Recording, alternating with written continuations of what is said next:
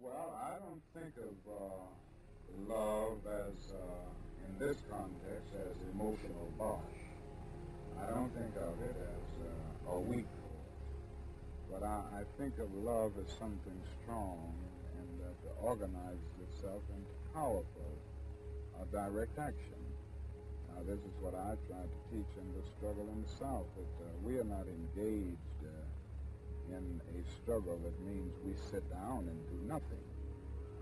That there's a great deal of difference between non-resistance to evil and non-violent resistance.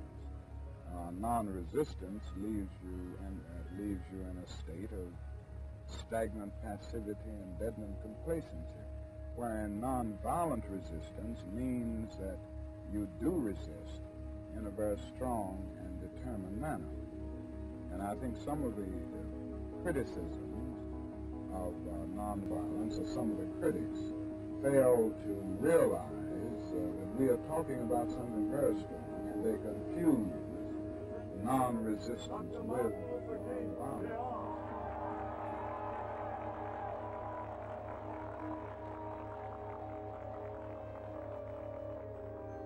I am happy to I regard myself as a soldier, though a soldier of peace. Moi, je me considère comme un soldat, quand même, un soldat de la paix. I know the value of discipline and truth. Je sais très bien la valeur de la discipline et de la vérité. I must ask you to believe me when I say that I have never made a statement of this description, that the masses of India, if it became necessary, would resort to violence. En attendant, laissez-moi vous dire que je n'ai jamais dit que les masses de l'Inde, si c'était nécessaire, recourraient à la violence. I regard myself as incapable in my lucid moments of having So we have come to dominate this planet. We are so successful that it's tempting to think that we are evolution's grand prize. But intelligence is extremely overrated. It's not necessarily a good thing for a species' survival, and we are the perfect example of it. The addiction for growth and expansion by humans based purely on making more profit, regardless of the consequences or outcomes, is simply reckless, foolish, and quite frankly, not sustainable. Because an organism at war with itself is doomed.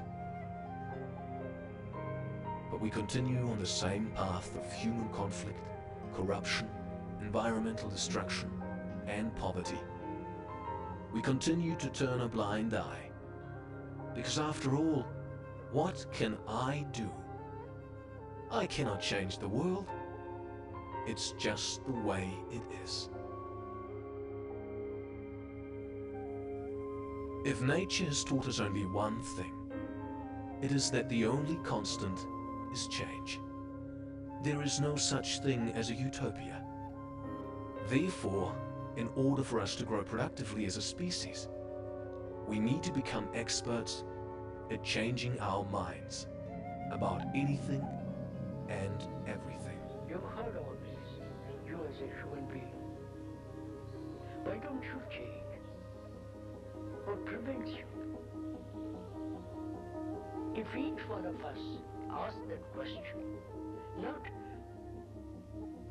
verbally or merely intellectually as an entertainment, but ask that question more seriously and deeply, what's your answer? What's your answer to this problem that human beings have lived this way for millennia upon millennia? Why haven't they changed? Why haven't you, who are listening now, why haven't you changed?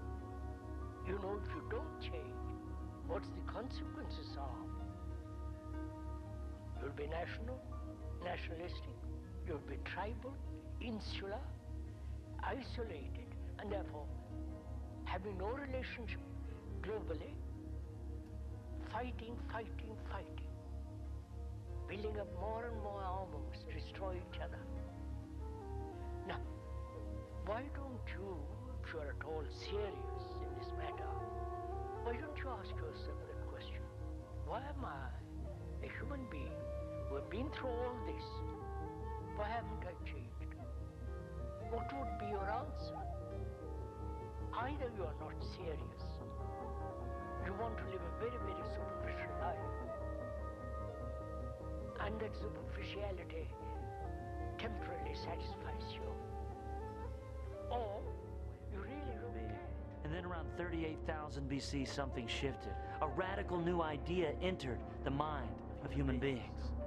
Early man started to feel him and herself as separate from nature, something different. And out of this sense of separation came this urge to control nature and to get into good graces with these unseen gods operating behind the scenes. And so we see the rise all around the globe of these tightly knit tribal cultures organized around very strict rules and rights. And so legions of young, rebellious tribes people set out to create empires of their own.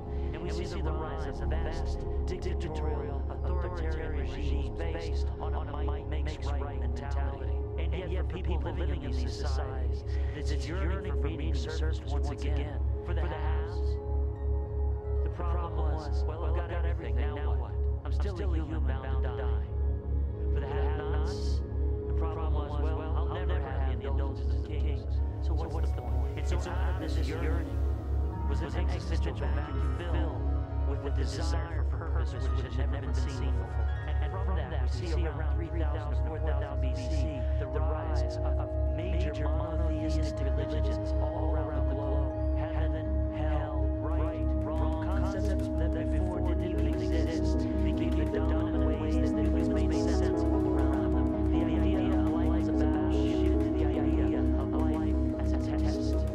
And so we see around 50 to 1600 the rise of the scientific method in arts and education flourishing in creativity, bounding and exploding in ways that had never before been seen, an ability to think outside the traditions of religious thought. We see the birth of the Renaissance and free thinking in which man used his own wits to try and figure out life on his own merits. And through that, innovations flourished, and the Industrial Revolution leading to the mass distribution of goods and services around the globe instantaneously. And so even today, the comforts that we enjoy as we go from work to home and beyond, many of them born out of this creative, individualistic worldview which worships power, success, and affluence. And yet for those of us lucky enough to have tasted the fruits of this innovation and prosperity, it seems that something deeper once again calls for our attention. There's a dawning realization that prosperity and abundance did not create the happiness we're seeking. A fresh question is, that is, what is happiness, and where can it be if it's not as well? And so to turn from materialism becomes to turn towards humility. So we see around 1900s the beginning of this historical movement, which blossomed in full force in 1960 with the civil rights movement and all the colorful paraphernalia associated, and yet still, despite beauty, despite emotion, despite the non-dogmatic spirituality, once again, a shift has started to take place. Because people operate from this idea of the world as one big family are sorely disappointed to realize this family isn't getting along. The ice caps are still melting. The species are making the oceans are getting poisoned. The power rich few are still going to have nothing through multinational gluts. And so, for the brave souls was willing to let go another grand ship with us.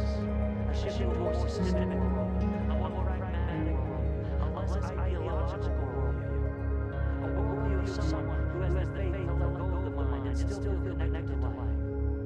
And who has the courage to use their wits in the service of life, harnessing the sun and nature's intelligence to recreate the systems of our capitalist world. And these people become proud, innovative problem solvers, affluent in every dimension of life. And it's a beautiful thing for all.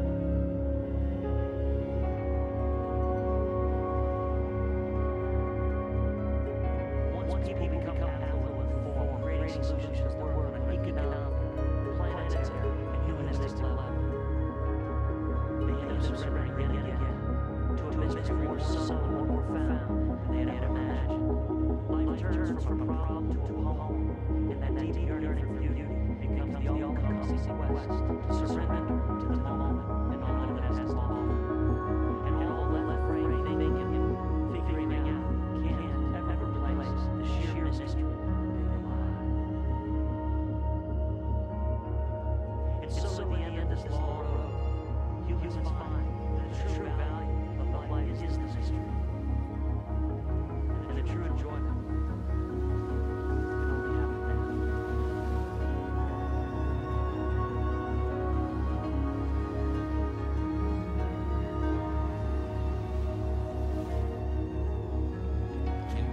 I don't know about you, but I feel a profound, passionate sense. We need to use our human voices to represent some of these things that can't speak for themselves. I mean, responsibility is kind of heavy. We have an opportunity.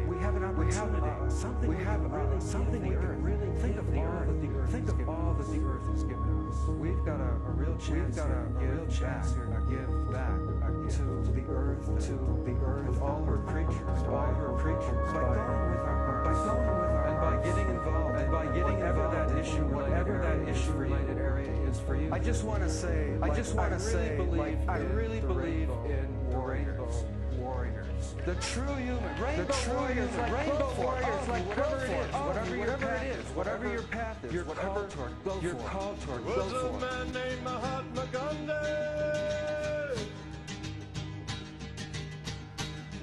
Would not bow down, he would not bite.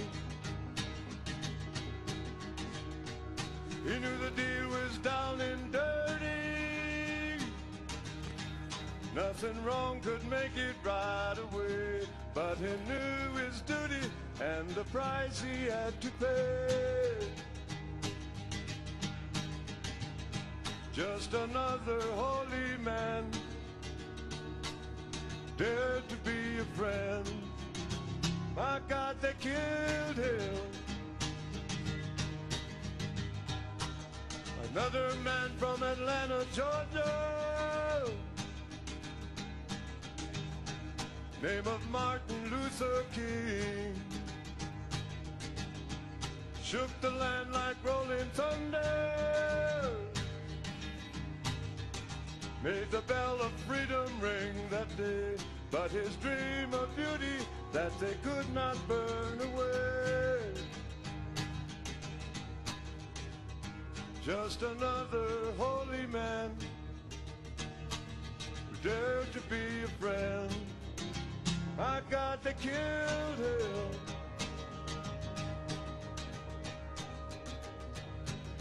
Another man called Christ Almighty,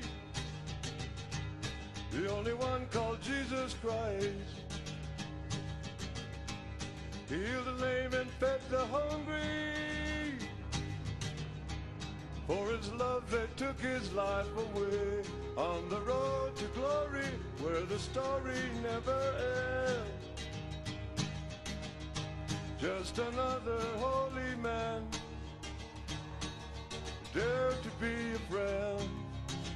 My God, they killed him.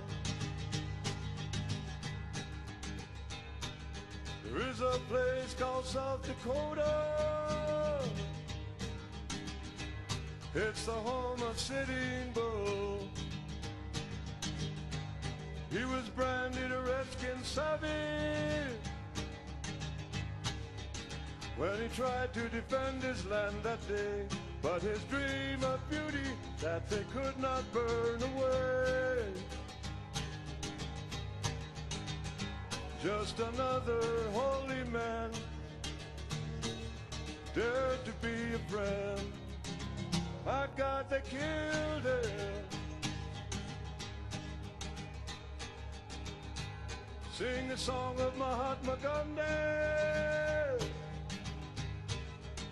Sing of Martin Luther King. Sing the song of Christ Almighty. Sing a song